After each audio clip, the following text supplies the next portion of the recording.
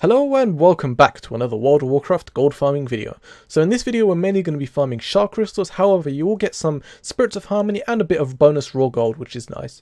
So to actually get these Sha Crystals you will need to disenchant the purple items we'll be getting from this farm. If you don't have Enchanting, either go on an alt that has Enchanting, level it up of course, or I think you can actually get someone to disenchant the items for you and then just trade them to you. So do that if you don't have Enchanting, but other than that these Sha Crystals usually go for about 150 gold to up to 200 gold on most servers. However, of course, it's going to vary from server to server, so be sure to check your auction house prices for this item to see if it's worth doing for you. But we're actually going to be farming this on the Timeless Isle, and we're actually going to be farming the Gulp frogs. Now, some of you may have noticed that I've actually made the video on this before. However, things have changed quite a lot since the last time I made that video. Since the pre-patch essentially has come out, there is a new feature in World of Warcraft which basically allows you to share loot with 4 other people in your group, and this essentially makes this farm a lot more efficient. Since these mobs are elites and they do actually have a weird mechanic with their poison stacks which can actually kill you if you pull too many, it makes this farm a lot more efficient since you can just share loot with just everyone in your group.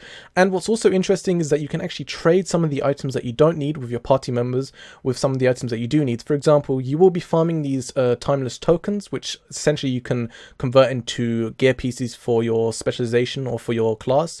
So I'm a paladin, so I can turn the plate tokens and the trinket and the ring and back tokens into gear for myself.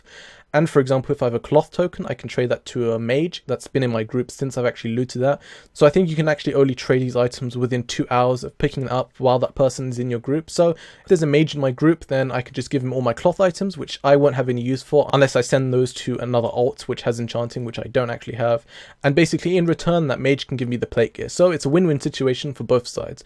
So be sure to trade with your party members. And even if they don't have any pieces to give you, just to be nice, you can just give it to them anyway, unless of course you're planning to trade this to one of your alts which has Enchanting. So it really depends on the person. But with that out of the way, let's get into the gold breakdown. So I farmed here for 1 hour, and in raw gold, in total I got 1,612 gold.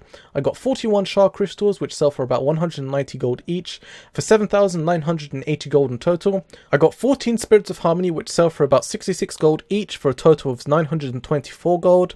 And finally I got 6 Ghost Iron lockboxes.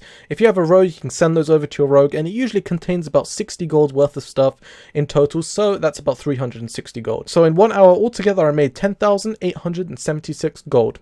So as for my final thoughts on this farm, the only downside to this farm essentially is that you will have to have Enchanting, or at least be willing to find someone that will disenchant these items for you. Since the Sha Crystals are going to be making the majority of your gold here, you definitely want to pick those up, otherwise it's not really worth doing. But other than that, the farm is very interesting and unique. It's actually one of the first of its kind to actually take advantage of the new pre-patched loot system, so you can actually share loot with the party members. There are actually a bunch of other ways you can use this mechanic. Some of them are for gold making, others are not. However, I found this farm using this loot system to be the most profitable. But I guess that's the end of this video, guys. Like and favorite if you enjoyed, and subscribe if you want to see more gold guys like this from me in the future. And until next time, guys, bye!